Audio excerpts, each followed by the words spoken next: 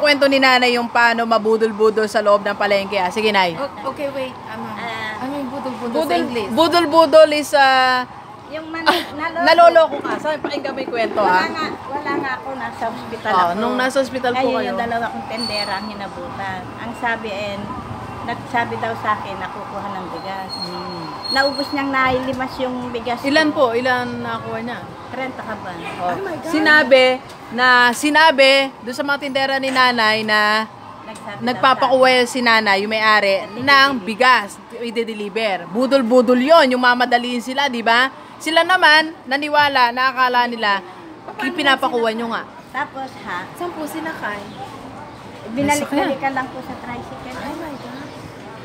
Tapos binenta niyang binagsak presyo niya, diniliver naman niya sa mga store-store. Hindi na po nahabol na 30 kaban. Tapos yung puhunan ko dahil pag Sabado, nagpapakatay ako ng baboy. Niro-rolling ko pa yun. Nakuha din niya yun.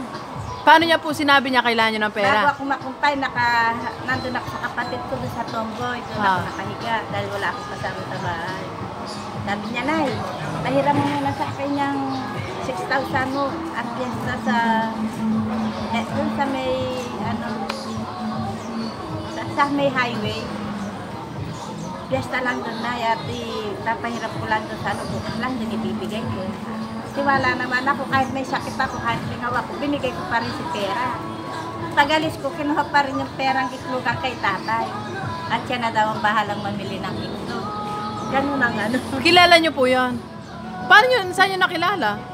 Tumira doon sa apartment ng anak ko.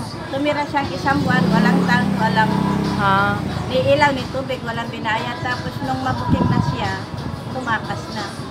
Dahil inuwi ako ng anak ko sa Nebesi, yan paglabas ko ng hospital. Okay.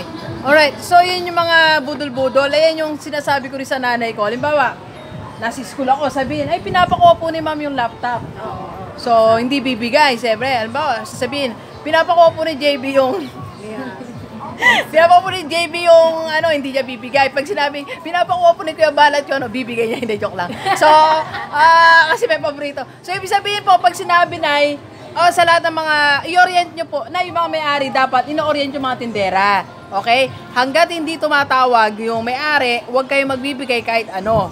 Kasi kung tumawag sa inyo na, hindi makukuha yung 30 kilos eh. Nagtiwala sila na Ilan sakay kaya?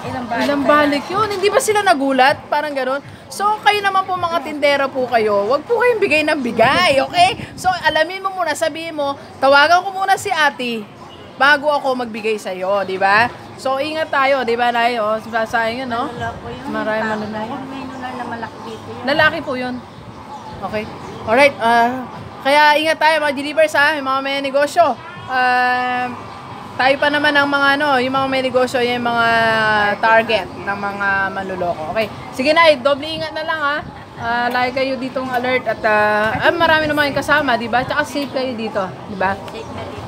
Okay, sige. Katulad doon sa likod.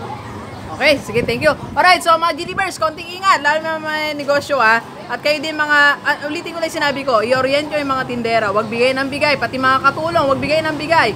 Nay, huwag kang bigay ng bigay. Pag sinabi, pinapakuha ni Doc G, yung mga laptop niya, yung mga laas niya dyan, ang mga pera niya, huwag mong ibibigay, alright? Alright, so thank you very much, delivers. Enjoy the rest of the day, and let's go!